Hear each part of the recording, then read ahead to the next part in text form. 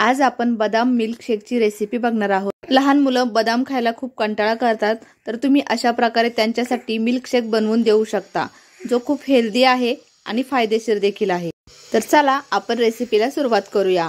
मी एक पातेलं घेतलं आहे, पातेलं ओलं करून घ्यायचं। त्यानंतर त्यामध्ये मी अर्धा लिटर दूध घेतलं आहे, गाईचं किंवा म्हशीचं कोणतंही दूध चालेल। आता मी बदाम घेतलेत, हे बदाम मी रात्री भिजत टाकले होते आणि सकाळी त्याचे सर्व साल काढून घेतले। जर तुम्ही रात्रीचे बदाम भिजत टाकायला विसरले असाल तर जेव्हा तुम्हाला शेक बनवायचा आहे तर त्याच्या 1 तास आधी तुम्ही गरम पाण्यामध्ये हे बदाम भिजत टाका।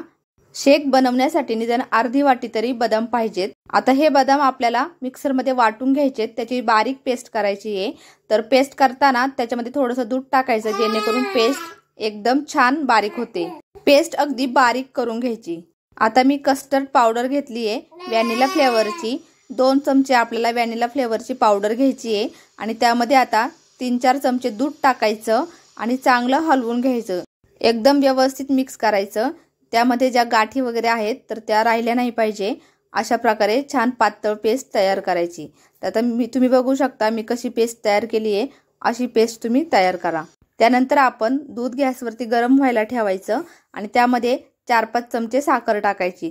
दुधाचा गॅस हा बारीक करायचा आणि आता त्यामध्ये आपण 2 चमचे वेलची पावडर टाकली। वेलची पावडर मी फ्लेवरसाठी टाकली आहे। त्यानंतर बदामची जी आपण पेस्ट तयार केली होती तर ती पेस्ट त्याच्यामध्ये ॲड करून घ्यायची। आता गॅस बारीकच ठेवायचा आणि दूध कंटिन्यू हलवत राहायचं। जेवढं आपण अर्धा लिटर दूध घेतलं होतं त्यातील 1 कप दूध आटलं पाहिजे आणि दूध कंटिन्यू हलवत राहिल्यामुळे त्यामध्ये गाठी वगैरे काहीच तयार होत नाही। एकदम मस्त घट्ट असा आपला मिल्कशेक तयार होतो। दूध हलवत असताना पातेल्याच्या कडेला जी साई तयार झालेली असते तर ती देखील खरडून घ्यायची आणि नंतर त्यामध्ये आपण व्हॅनिलाचं जे मिश्रण तयार केलं होतं ते दुधामध्ये टाकायचं आणि दूध कंटिन्यू हलवत राहायचं। हे सर्व करत असताना दुधाचा गॅस हा बारीकच ठेवायचा।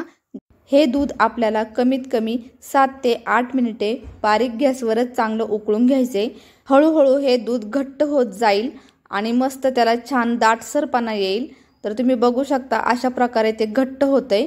यामध्ये आपल्याला गाठी किंवा गुठळ्या तयार होऊ द्यायच्या नाहीत, त्यामुळे सारखं ढवळत राहायचं।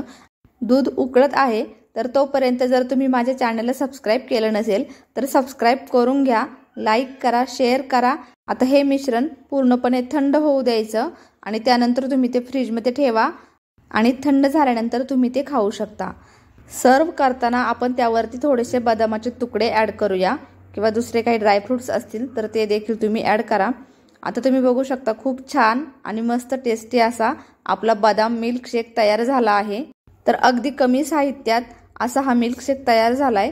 तर तुम्ही घरी नक्की ट्राय करा आणि मला कमेंट करून सांगायला विसरू नका।